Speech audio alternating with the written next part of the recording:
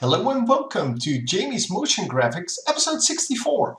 Today we're making a 3D cube, and it's going to be very simple, so no extra explanation necessary. Let's go! Okay, so today we have a very simple tutorial. This is going to be just how to make a 3D cube, and the 3D cube is going to look something like this, and it is actually 3D as you can see. So what you can do with this is up to you, and if you want to make a cube or a car or whatever, that's up to you too. I'm just going to show you how it's done. As you can see, we have 6 layers, each of which is obviously one side, and well, you just make them 3D and rotate them and move them into position, and you should be done. So if you want to know more, I am going to build it right now. So let's make a new composition.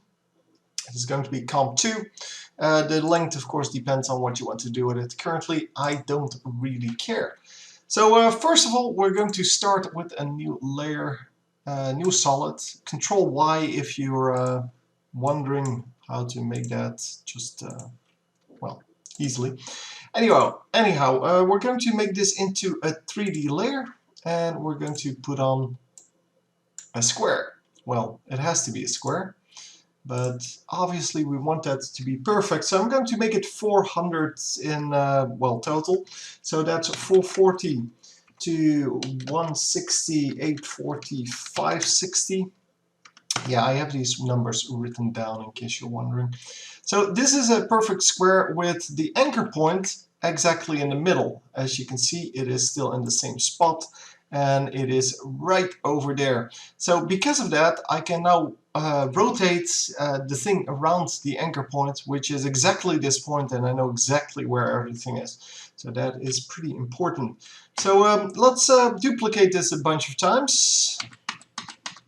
There you go, 6 of them. Let me change the colors a little bit so that we can actually distinguish between all of them.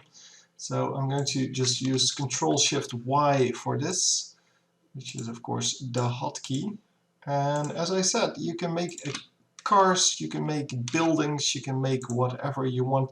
I actually made a whole simulation with this once. It was terrible work, but it looked good. It wasn't. It's definitely not a program to do too fancy things with 3D, but small things can be done, and you can definitely combine 3D things with 2D things to just get a good thing going. Anyhow, I have all of them stacked up now. We're going to select all of them except for the white one. The white one is going to just stay in place. We're going to hit the R for rotation. As you can see, we get 3D rotations because we made our thing at 3D.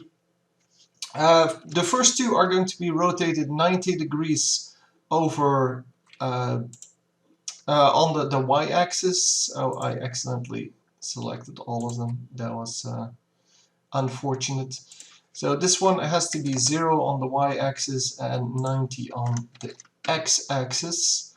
And the last one is going to be 0 everywhere, because the last one is actually the back. So now that we've done this, we should have all of the layers done, and we only need to position them. So this one is going to move 400 to the back because I had a cube of 400, so this one should be over there. All of the others should be 200 because, as you can see, the anchor point is in the middle, and they need to just move back. What you will see is that all of the edges now line up correctly. So basically, you know that you're in the right spot.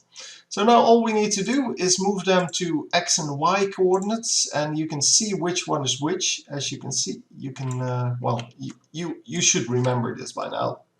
Well, you should have good enough memory to make this. So we're going to move the first one 200 to the right, the second one 200 to the left, which makes it 440. This one is going to move up, so 160.